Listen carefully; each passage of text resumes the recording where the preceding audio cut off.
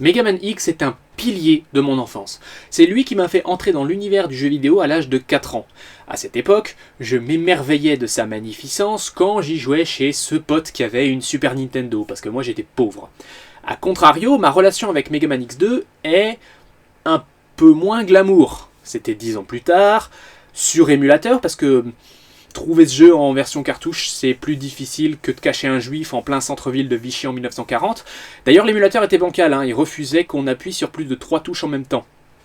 Enfin, ça, c'est pour vous remettre dans le contexte. Mega Man X est toujours une sainte icône pour moi, alors que ma relation avec Mega Man X2 a un petit peu fluctué avec le temps. Au début, je l'ai trouvé absolument parfait. Et puis, je l'ai trouvé un peu moins bon que son prédécesseur. Puis je l'ai retrouvé de nouveau génial. Et ainsi de suite. C'est une petite énigme que l'on va analyser.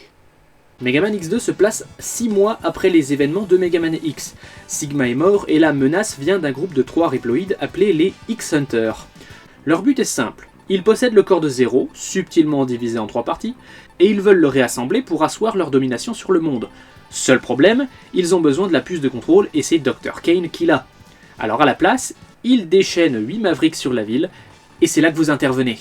Vous vous souvenez dans le dernier épisode quand j'ai dit que X n'a commencé à être appelé Mega Man X qu'à partir du remake du premier jeu sur PSP en 2007 ? Eh ben, devinez quelle appellation ressort dès la fin du niveau d'intro.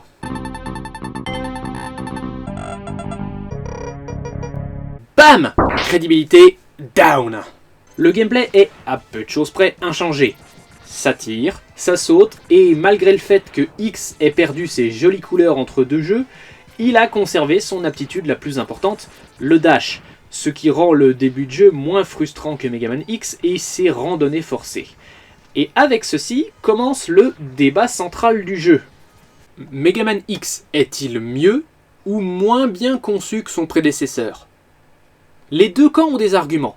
Commençons avant tout par le changement qui n'a aucune incidence sur quoi que ce soit, les musiques. Entre les deux jeux s'opère un changement de ton du rock à l'électro qui dominera désormais plus ou moins la série. Lequel des deux est la meilleure, c'est avant tout une histoire de goût. Mais j'aimerais attirer votre attention sur le changement de rôle du batteur.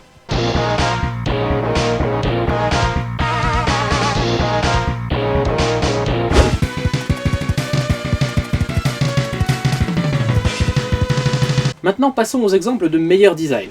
D'une part, le jeu aime bien vous teaser. Dès le niveau d'intro, X est aperçu sur une putain de moto, aussi connue sous le nom de Ride Chaser, mais vous êtes forcé de l'abandonner avant de prendre les commandes. Oh, comme c'est dommage! J'aurais tellement voulu utiliser ce truc.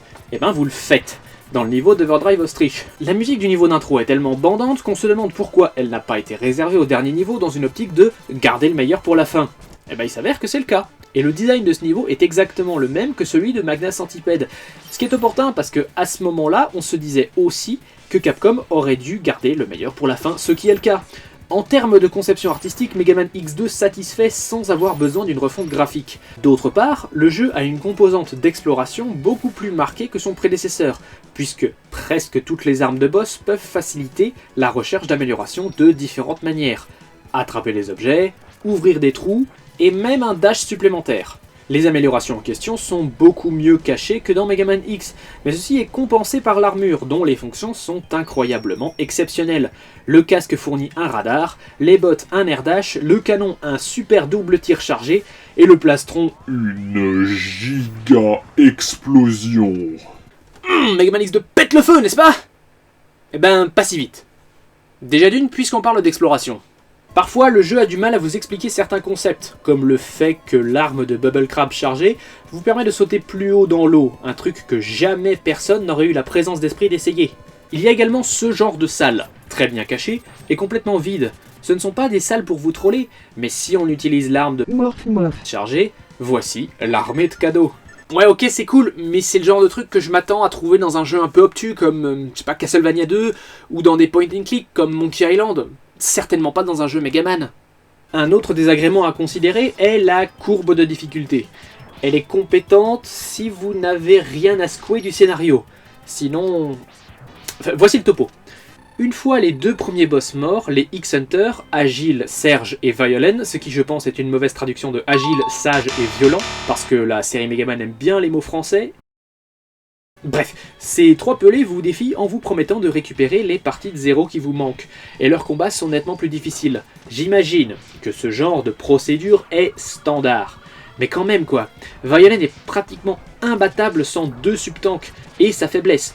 D'ailleurs, à l'heure de la revanche dans la forteresse, il est plus simple à battre qu'avant, en ceci qu'il crée des cachettes spécifiques pour que vous vous protégiez. Ceci, pour moi, est la définition de l'injustice la plus complète. Et la série Megaman est difficile, mais elle n'a jamais été injuste. Du coup, pour moi, on est dans l'ordre du hors de propos pour la série. Alors bon, ce problème est isolé à une quête optionnelle, donc elle est forcément pardonnée. Mais honnêtement, si vous décidez d'ignorer cette partie,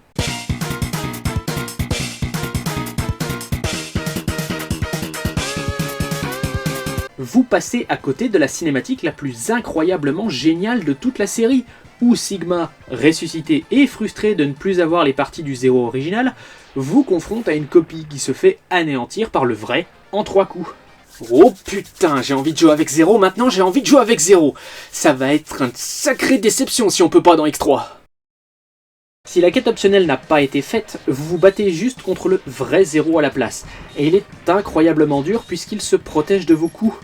Et au moment où vous laissez votre dernier subtank se vider parce que vous n'êtes pas foutu de le tuer et qu'il y a encore Sigma derrière...